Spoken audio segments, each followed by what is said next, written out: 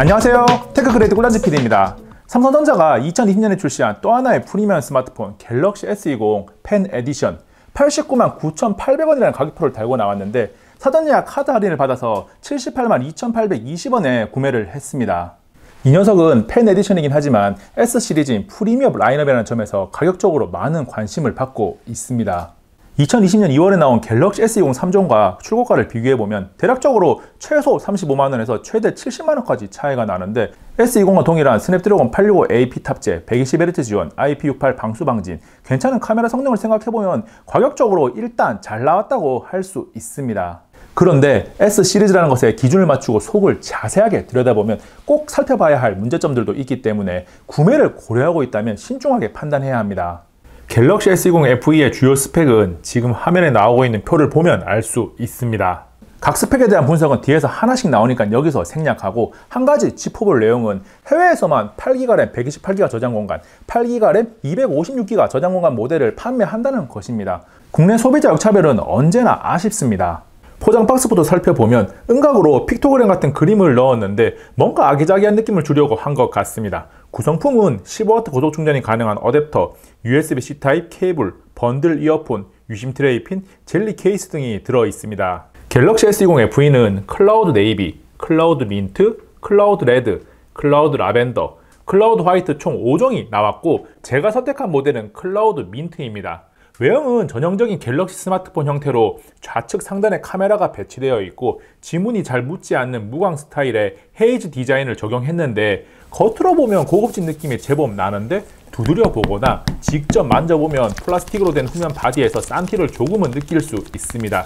다행스러운 것은 촉감은 상당히 부드럽고 좋은 편입니다. 측면은 메탈 프레임을 사용했고 후면 쪽으로는 곡률이 적용되어서 둥근 모습이고 앞쪽은 엣지가 아닌 플랫 디스플레이를 적용했습니다. 갤럭시 노트 20도 그렇고 상위 모델에는 엣지를, 하위 모델은 플랫을 적용해서 상대적으로 비용을 줄이면서 플랫을 좋아하는 소비자에게 어필하고 있습니다. 측면의 모습을 쭉 보면 오른쪽에는 볼륨 버튼과 전원 버튼이 있고 왼쪽에는 아무것도 없어서 깔끔합니다. 상단에는 유심 트레이와 마이크가, 하단에는 스피커, USB-C 타입 단자, 마이크가 있습니다. 유심 트레이를 꺼내보면 모양이 특이한데 유심과 마이크로 SD 카드를 앞뒤로 넣게 되어 있습니다.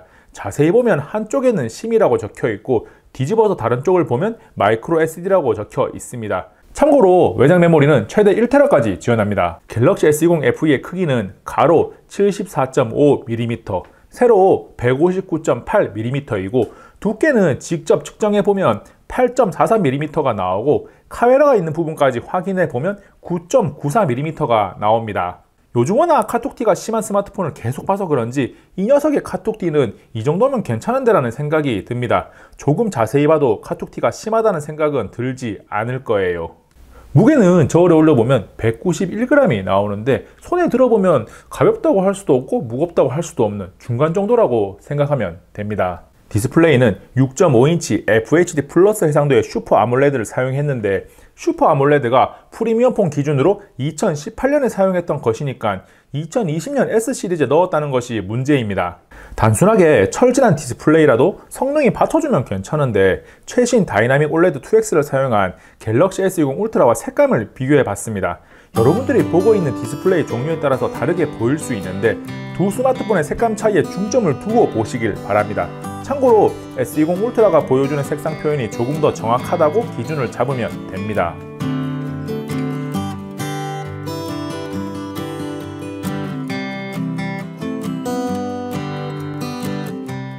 자기 전에 누워서 스마트폰을 하다 보니 하얀색에서 얼룩덜룩함이 느껴지더라고요. 그래서 불을 다 끄고 갤럭시 S20 울트라와 함께 디스플레이를 살펴보면 정면에서는 그래도 괜찮은데 측면에서 보면 디스플레이 상태가 좋지 않다는 것을 확실하게 확인할 수 있습니다. 디스플레이에 붉은기나 푸른기가 있는 것은 설정에서 어느 정도 세팅을 통해 극복이 가능하지만 이런 얼룩덜룩함은 민감한 분들에게는 사용간에 생각보다 더 많은 불편함을 줄 거예요. 사실 디스플레이에서 이런 현상은 갤럭시 A 시리즈에서 만나본 적이 있는데 갤럭시 A51과 함께 놓고 촬영한 영상을 보면서 이야기를 이어가면 A 시리즈는 보급형 또는 중급형이니까 저렴한 디스플레이를 사용해도 이해하고 넘어간다고 해도 S 시리즈에서 이런 모습은 많이 아쉽습니다.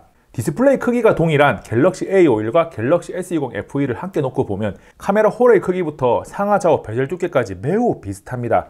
앞에서 얼룩덜룩 현상까지 비슷하게 발생하는 것도 보여드렸는데 S 시리즈라고 나온 스마트폰에 A 시리즈 수준의 디스플레이를 넣었다고 밖에 생각할 수 없습니다. 디스플레이의 기본 상태가 별로이긴 한데 한 가지 장점은 120Hz를 지원한다는 것입니다. 스마트폰에서의 120Hz는 60Hz와 비교해서 누구나 체감할 수 있는 스펙 업그레이드로 화면 전환 등에서 부드러움이 굉장히 만족스럽습니다. 120Hz 주사율은 한번 써보면 다시 60Hz로 돌아가는 것이 쉽지 않다고 느낄 정도로 생각보다 큰 만족감을 줍니다. 디스플레이 이야기를 하나 더 하면 갤럭시 A 시리즈에 사용되는 고릴라 글래스 3가 사용되었습니다. 2020년 프리미엄 스마트폰에는 보통 고릴라 글래스 6가 들어갔습니다. 고릴라 글래스는 버전업되면서 경도는 그대로고 강도가 좋아진 것이니까 떨어뜨리지만 않으면 사용하는 데 큰 차이는 없을 거예요. AP는 스냅드래곤 865를 탑재했기 때문에 갤럭시 S20 FE의 기본 퍼포먼스는 충분하고 AP 성능에 의구심을 가지는 분들은 없을 거예요. 긱벤치5와 3D 마크로 벤치마크를 돌려보면 점수는 충분히 높게 나옵니다. 갤럭시 S20 FE의 6기가 램은 안드로이드가 기본 램 점유율이 높은 편이라는 것을 감안하면 아쉬운 수치인데 실제 램 점유율 변화를 통해 사용자에게 불편을 줄 것인지를 짚어보겠습니다. 갤럭시 S20 FE의 기본 램 점유가 2.6에서 2.7기가 정도입니다. 안드로이드는 스마트폰에 탑재되어 있는 램 용량을 고려해서 약간 탄력적으로 램 점유를 하는데 같은 안드로이드 10 기반의 원 UI 2.5인 갤럭시 S20 울트라를 보면 12기가 램 중 3.4기가 정도를 점유하고 있고 원 UI 2.1인 갤럭시 A51은 6기가 램 중 2.1기가를 기본 점유하고 있습니다. 현 시점에서 이것저것 마구 켜보면서 램 점유율 변화를 보면 실시간 게임까지 켜두더라도 생각보다 많이 올라가지는 않습니다. 4기가 조금 안되게 점유하는 것을 확인할 수 있는데 일반적인 사용 환경에서는 당장 램이 모자라서 불편하다고 느끼지는 않을 겁니다. 단지 OS가 스마트폰이 가지고 있는 스펙을 고려한다고 해도 갤럭시 S20 FE가 바라봐야 할 것은 프리미엄급 업데이트니까 분명히 앞으로 메이저 업데이트가 있을 때마다 램 점유율은 어느 정도 상승할 거고 삼성이 3번의 메이저 업데이트를 보장한다고 했으니 과연 두 번째나 세 번째 업데이트에서도 다른 갤럭시 S20 시리즈들과 똑같은 수준의 업데이트가 가능할 것인가에 대한 물음표가 생길 수밖에 없습니다. 정리하면 당장 사용하는 데 문제는 없으니까 스마트폰 교체 주기가 짧으면서 프리미엄 사용자 경험을 원하는 소비자에게 좋을 것 같습니다. 128기가 저장 공간은 UFS 3.1을 사용해서 먼저 나온 갤럭시 S20 3종의 UFS 3.0 대비 유일하게 비교 우위에 있는 스펙입니다. 대부분의 경우 실사용간의 UFS 3.0과 3.1의 차이를 체감하기는 힘들 겁니다. 갤럭시 S20 FE의 발열 관리를 체크하기 위해서 높은 부하가 걸리는 3D 마크를 반복적으로 돌리는 가운데 손을 대보면 살짝 뜨겁다는 느낌이 있고 디스플레이 온도를 측정해보면 46도에서 47도까지 기록을 합니다. 갤럭시 S20 FE를 돌려서 D판의 온도 역시 측정해보면 앞자리가 5로 바뀌지는 않았는데 49도 정도까지 나오는 것을 확인할 수 있습니다. 발열 관리가 평균적인 수준보다는 아래라고 평가할 수 있습니다. 갤럭시 S20 FE에서 작은 부분이지만 꼭 체크가 필요한 부분이 근접 센서 미탑재 문제입니다. 갤럭시의 퀀텀에도 들어간 근접 센서가 빠지면서 가상 근접 센싱 방식을 선택했는데 불편한 부분은 없는지 테스트를 해봤습니다.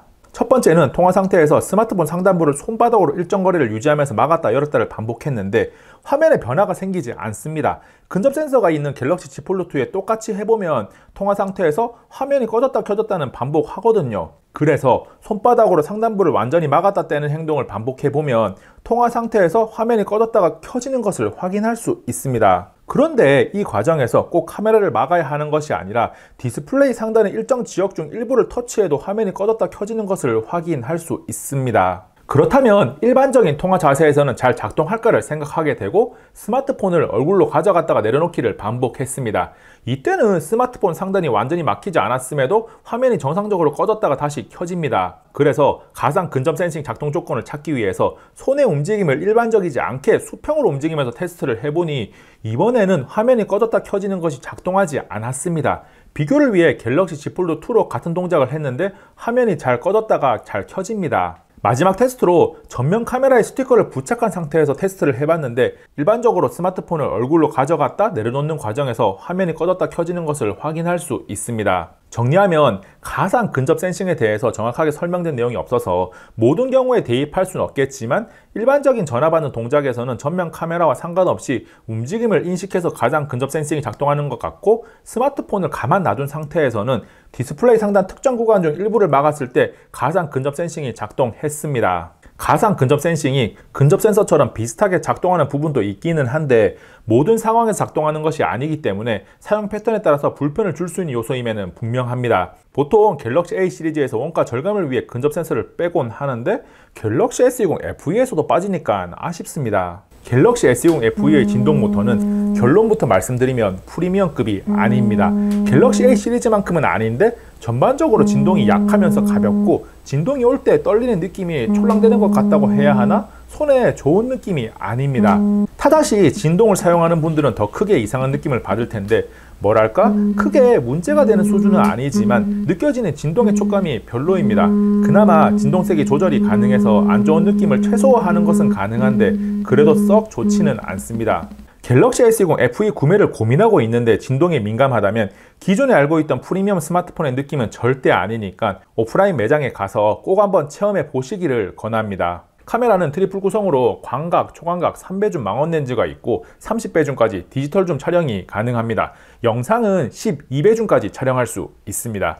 촬영한 사진을 보면 메인 광각 렌즈로 제법 괜찮은 결과물을 얻을 수 있는데 색감의 표현도 충분하고 만족스럽게 사용할 수 있는 수준입니다. 초광각과 망원은 메인 광각 렌즈와 약간의 간극이 있는데 초광각은 그나마 색감 표현이 비슷한데 망원은 표신하게 톤 다운됩니다. 특히 녹색은 완전히 다른 색으로 보일 정도로 색감이 다릅니다. 그래도 다행스러운 것은 3배줌 촬영 결과물의 상태가 좋다는 점입니다. 다른 스마트폰들과 디테일하게 비교를 해보지는 못했는데 이 정도면 평소에 사용할 만합니다. 메인 광각 렌즈로 영상 촬영을 해봤는데 충분히 쓸만한 수준입니다. 슈퍼스테디로 촬영한 영상도 이어서 보면 훌륭하지는 않지만 맑은 날에는 그럭저럭 사용할 수 있습니다. 전면 카메라는 셀피 촬영을 해보면 결과물이 제법 괜찮습니다. 모델이 멋지고 아름다우면 더 좋은 사진도 나올 수 있겠다라는 생각이 드네요. 전면 카메라로 라이브 포커스 동영상도 촬영해봤는데 배경 블러 처리가 제법 자연스럽게 잘 됩니다. 야간 모드는 어두운 환경에서 촬영 시간이 생각보다 짧아서 놀랬는데 결과물의 상태는 준수합니다.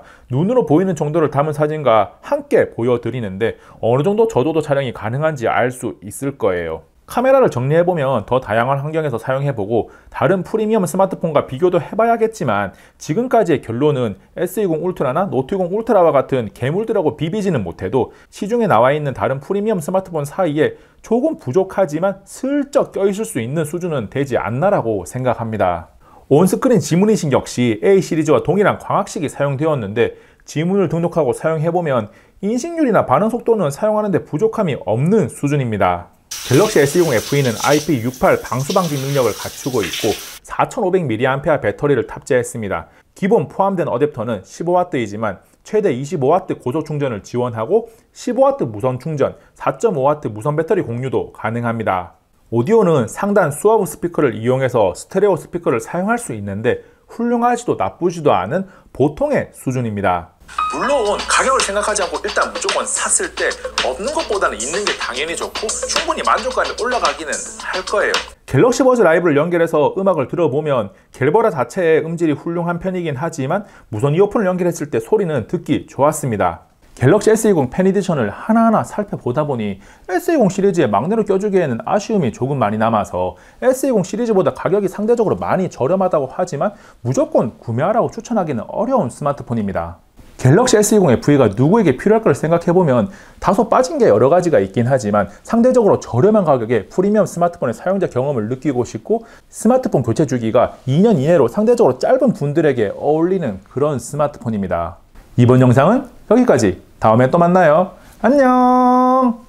잠깐! 구독과 좋아요, 알림 설정 해주실 거죠? 이 영상도 괜찮고요. 이것도 볼만해요. 최신 영상이에요.